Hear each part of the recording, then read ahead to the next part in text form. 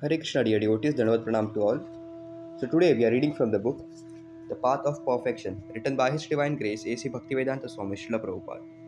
So we are continuing with the chapter Moderation in Yoga from page number 48. Krishna does not recommend meditation on the void. He specifically states, meditate upon me. The Vishnu Murti is situated in one's heart, and meditation upon him is the object of yoga. This is the Sankhya Yoga system, as first practiced by Lord Kapil Dev, an incarnation of God. By sitting straight, staring steadily at the tip of one's nose, subduing one's mind, and abstaining from sex, one may be able to concentrate the mind on the Vishnu Murti, situated within the heart. When we refer to Vishnu form or Vishnu Murti, we refer to Sri Krishna. In Krishna consciousness movement, we are meditating directly on Sri Krishna. This is a process of practical meditation. The members of this movement are concentrating their minds on Krishna, regardless of their particular occupation. One may be working in the garden and digging in the earth, but he is thinking, I am cultivating beautiful roses to offer to Krishna. One may be cooking in the kitchen, but he is always thinking, I am preparing palatable food to be offered to Krishna.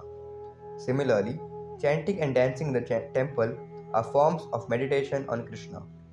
Thus, the boys and girls in this society for Krishna consciousness are perfect yogis because they are meditating on Krishna 24 hours a day.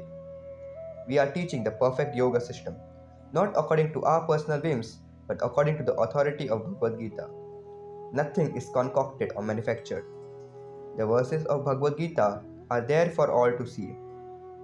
The activities of bhakti yogis in this movement are so molded that the practitioners cannot help but think of Krishna at all times.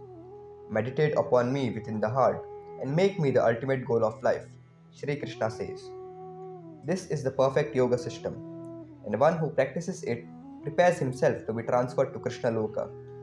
Yunjanevam sadatmanam yoginiyatamanasah shantim nirvana paramam mad samstham adhigachati. Thus, practicing control of body, mind and activities, the mystic transcendentalist attains to the kingdom of God or the abode of Krishna by cessation of material existence. Bhagavad Gita 6.15.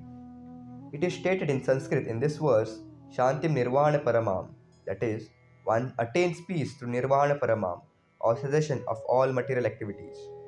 Nirvana does not refer to void, but to put an end to the materialistic activities. Unless one puts an end to them, there is no question of peace. When Hiranyakashipu asked his 5-year-old son Prahlad Maharaj, My dear boy, what is the best thing you have thus far learned? Prahlad immediately replied, Tat sadhu manye suravarya dehinam sada samudvegna dhiyam asadgrihad. Srimad Bhagavatam 7.5.5. My dear father, O the greatest of demons, materialistic people are always full of anxiety because they have accepted as real that which is non-permanent. The word asadgrihat is important because it indicates that materialists are always hankering to capture or possess something that is non-permanent. History offers us many examples. Mr. Kennedy was a very rich man who wanted to become the president, and he spent a great deal of money to attain that elevated position.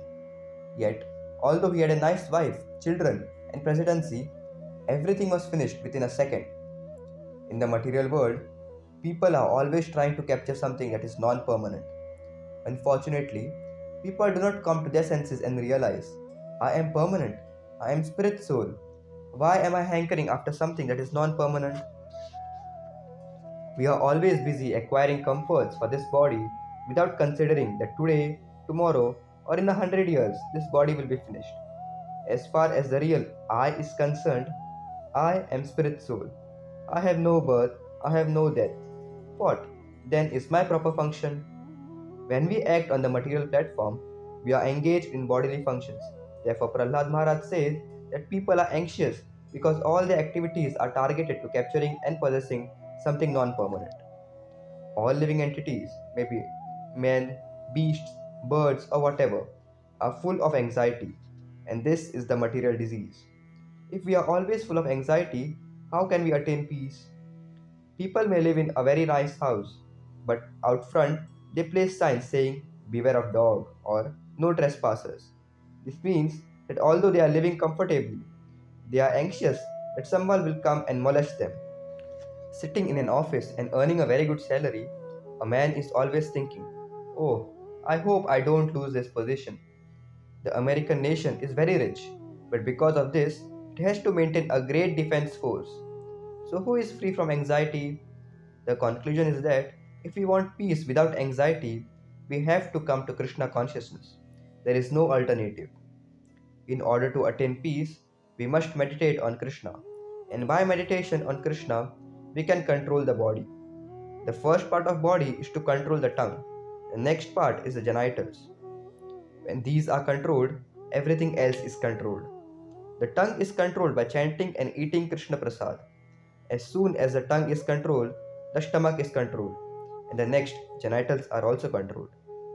Actually, controlling the body and mind is a very simple process.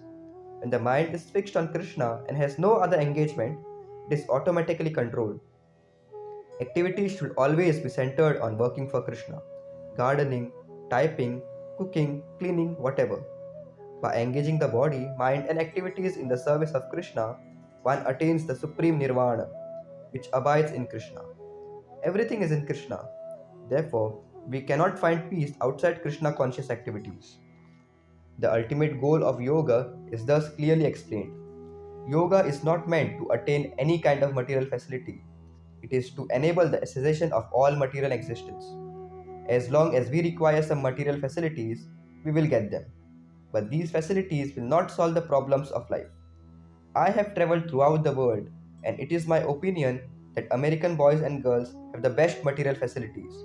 But does this mean that they have attained peace? Can anyone say, "Yes, I am completely peaceful"? If this is so, why are the American youngsters so frustrated and confused?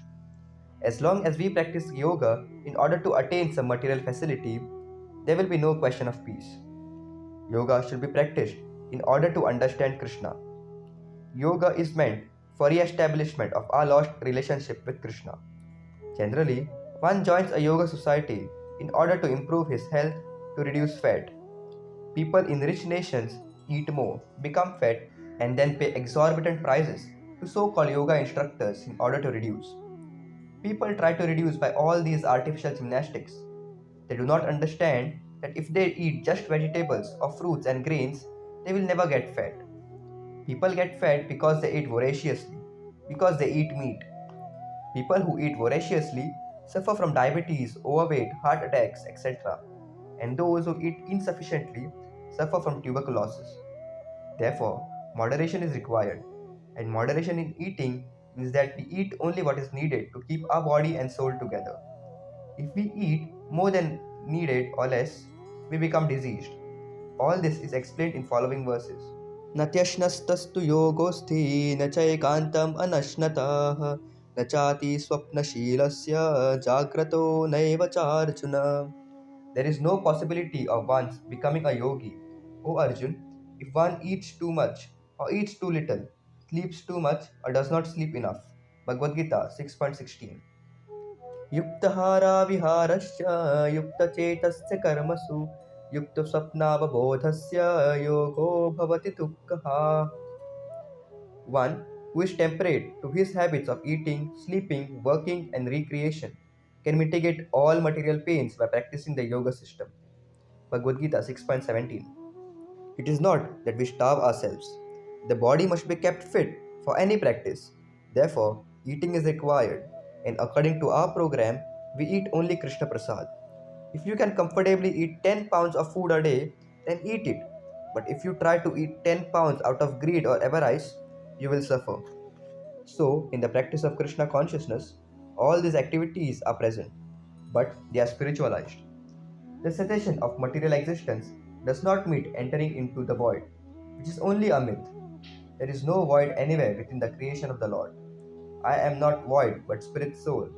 If I were void, how would my bodily development take place? Where is this void? If we sow a seed into the ground, it grows into a plant or a large tree. The father injects a seed into the womb of the mother, and the body grows like a tree. Where there is void, in the 14th chapter of Bhagavad Gita, 14.4, Sri Krishna states, सर्वयोनिषु कौन्तेय मूर्तिः सम्भवन्ति यः तासां ब्रह्ममहद्योनि aham बीजप्रदः पिता. It should be understood that all species of life, O son of Kunti, are made possible by birth in this material nature, and that I am the seed-giving father. The seed is originally given by Kṛṣṇa, placed in the womb of material nature, and thus many living entities are generated. How can one argue against this process? If the seed of existence is void, how has this body developed? Nirvana actually means not accepting another material body. It is not that we attempt to make this body void. Nirvana means making the miserable material conditioned body void, that is, converting the material body into a spiritual body. This means entering into the kingdom of God, which is described in the 15th chapter of Bhagavad Gita 15.6. न तद्भासयते सूर्यो न शशाङ्को न पावकः यद्गत्वा न निवर्तन्ते तद्धाम paramam mama. That abode of mine is not illuminated by sun or moon, nor by electricity. One who reaches it never returns to this material world. So, there is no void anywhere within the Lord's creation. All the planets in the spiritual sky are self-illuminated, like the sun. The kingdom of God is everywhere. The spiritual sky and the planets thereof are all Paramdhama, or superior abodes. As stated, sunlight, moonlight, or electricity are not required in Paramdhama. We cannot find such an abode within this universe. We may travel as far as possible within our spaceships, but we will not find any place where there is no sunlight. The sunlight is so extensive that it pervades the universe. Therefore, that abode in which there is no sunlight, moonlight, or electricity is beyond this material sky. Beyond this material sky is a spiritual sky. Actually, we know nothing of this material nature. We do not even know how it was originally formed. So how can we know anything about the spiritual nature beyond? We have to learn from Kṛṣṇa, who lives there. Otherwise, we remain in ignorance. In this Bhagavad Gita, information of the spiritual sky is given. How can we know anything about that which we cannot reach? Our senses are so imperfect. How can we attain knowledge? We just have to hear and accept. How will we ever know who is our father unless we accept the words of our mother? Our mother says, "Here is your father," and we have to accept this. We cannot determine our father by making inquiries here and there or by attempting to experiment. This knowledge is beyond our means. Similarly, if we want to learn about the spiritual sky, God's kingdom, we have to learn from our authority, Mother Vedas. The Vedas are called Vedamata or Mother Vedas because the knowledge imparted therein is like that knowledge received from the mother. We have to believe in order to acquire knowledge. There is no possibility for acquiring this transcendental knowledge by experimenting with our imperfect senses. A consummate yogi who is perfect in understanding Lord Kṛṣṇa, as clearly stated herein, Shantim Nirvana Paramam Mad Samstam Adhigacchati, by the Lord Himself, can attain real peace and ultimately reach the supreme abode of the Lord. This abode is known as Krishna Loka or Goloka Vrindavan. In Brahma Samhita, it is clearly stated, Golok eva nivasatya akhilatma bhutaham, that the Lord, although residing always in his abode called Goloka, is the all-pervading Brahman and the localized Paramatma as well, by dint of his spiritual energies. No one can reach the spiritual sky or enter into the eternal abode of Lord Vaikuntha, Goloka Vrindavan, without properly understanding Krishna and his plenary expansion Vishnu. And according to Brahma Samhita, it is necessary to learn from our authorized mother, Vedamata. Brahma Samhita states that the Supreme Lord is living not only in his abode Goloka Vrindavan, but everywhere. Goloko eva nivasatya akhilatma bhutah. Brahma Samhita 5.37. He is like the sun, which is millions of miles away and yet is still present within this room. In conclusion, the person who works in Krishna consciousness is perfect yogi, because his mind is always absorbed in Krishna's activity. Savai manah Krishna padara vindayoha. Srimad Bhagavatam 9.4.18. In the Vedas, we also learn Tam eva vidabhati mrityumeti. One can overcome the path of birth and death only by understanding the Supreme Personality of Godhead Krishna. Thus, perfection of yoga is attainment of freedom from material existence and not some magical jugglery or gymnastic feat to befool innocent people. In this system of yoga, moderation is required. Therefore, it is stated that we shall not eat too much or sleep too much or too little, or work too much or too little. All these activities are there because we have to execute the yoga system within this material body. In other words, we have to make the best use of bad bargain. The material body is a bad bargain in the sense that it is the source of all miseries. The spirit soul does not experience misery, and the normal condition of living entity is his healthy spiritual life. Misery and disease occur due to material contamination, disease, infection. So, in a sense, material existence is a diseased condition of the soul. And what is that disease? The answer is not a great mystery. The disease is this body. This body is actually not meant for me. It may be my body, but it is a symptom of my diseased condition. In any case, I should identify with this body no more than I should identify with my clothes. In this world, we are all differently dressed. We are dressed as red men, brown men, white men, black men, yellow men, etc. Or as Indians, Americans, Hindu, Muslims, Christians, etc. All these designations are not symptomatic of our actual position, but of our diseased condition. The yoga system is meant to cure this disease by connecting us again with the Supreme. Thank you very much. Hare Krishna.